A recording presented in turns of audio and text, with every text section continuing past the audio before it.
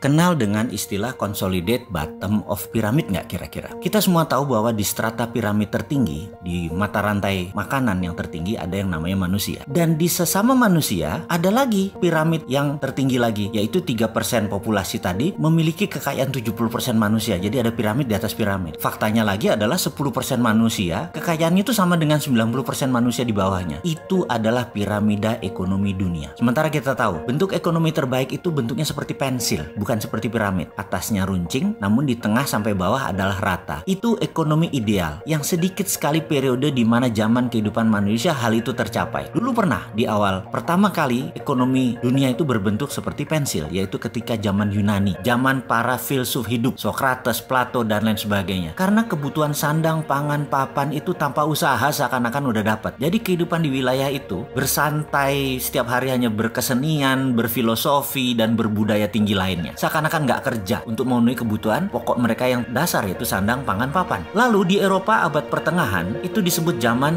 Renaissance. Juga demikian, lihat saja bangunannya, karya seni tinggi Eropa. Walaupun mereka mendapatkan harta itu semua dengan menginjak kaki negara-negara jajahan di Amerika Latin, Afrika, dan Asia. Tapi di zaman itulah kejayaan Eropa, di mana ekonomi Eropa seperti pensil piramidanya. Sekarang bagaimana? Parah. Dasar piramidanya lebar, mengecil di tengah, serta tinggi tajam di atas. Karena apa? Karena selain the winnersnya sudah ada, the winners takes all, mereka juga menggunakan kekuatan pemerintah sebuah negara untuk menjadi pion mereka, mengatur agar kekayaan mereka menjadi abadi. Itulah strategi para kapitalis di top of pyramid pada saat-saat ini. Setelah itu ada lagi. Ternyata mereka di atas tuh tidak bercerai-berai, mereka di atas tuh consolidate, bergabung bersama. Jadi sudah kecil, sedikit, kompak lagi. Jadi secara individu, mereka ini menguasai piramida terbalik. Jadi kalau jumlah mereka, piramidanya benar, tapi secara harta yang kecil itu menguasai piramida terbalik, hartanya terbanyak. Jadi sistem apa yang mereka gunakan untuk mempertahankan kekayaan mereka itu? Yes, benar, mereka menggunakan bank. Bank itu kapal keruk harta tabungan orang-orang kecil, dikumpulkan di mana-mana lalu diberikan untuk komunitas 3% pebisnis. Karena pebisnis yang punya jaminan hanya 3%, sisanya walaupun nabungnya di bank yang sama nggak akan keluar dikasih kredit atau pinjaman. Gila nggak tuh? Setelah itu Kementerian Keuangan, Bank Indonesia semua membuat aturan melindungi yang 3% itu untuk keuntungan yang 3% itu. Jadi rakyat kecil melihat bank sentral, melihat bank adalah simbol kapitalis. Coba lihat KUR ya, kredit usaha rakyat. 1 bulan bunganya 2% atau setahun 24%. Itu buat rakyat. Sementara kalau buat konglomerat setahun 9%. Bayangin, itu realita kan? Ini gila kalau didiamkan. Lalu ke depan bagaimana? Kita ini bukan tukang ngeluh. Kita ini ingin memberikan solusi walaupun rada nyeleneh. Karena kita harus memberi peringatan kepada semua orang dan memberikan solusi. Jadi caranya gimana? Yaitu dengan new economic model, yaitu dengan cara konsolidasi bottom of pyramid. Itu teorinya. Dan prakteknya kita sudah bangun. Bahkan saat organisasi tersebut sudah jalan. Kok belum banyak yang tahu? Ya terang saja, hegemoni pengusaha ekonomi sekarang gerah. Bisa-bisa bank tutup. Karena bank itu kan sumber riba, keuangannya pakai pinjaman. Bank tutup, fintech tutup kalau kita jalan. Karena kita bisa melepas cengkraman kapitalis. Kita bisa membuat rakyat jadi berkuasa. Tapi sayang, belum bisa jalan. Tapi kita nggak nyerah. Karena apa? Karena kemakmuran itu hak semua orang. Solusinya sekali lagi di mana? Solusinya segera setelah video ini. Selamat menyaksikan.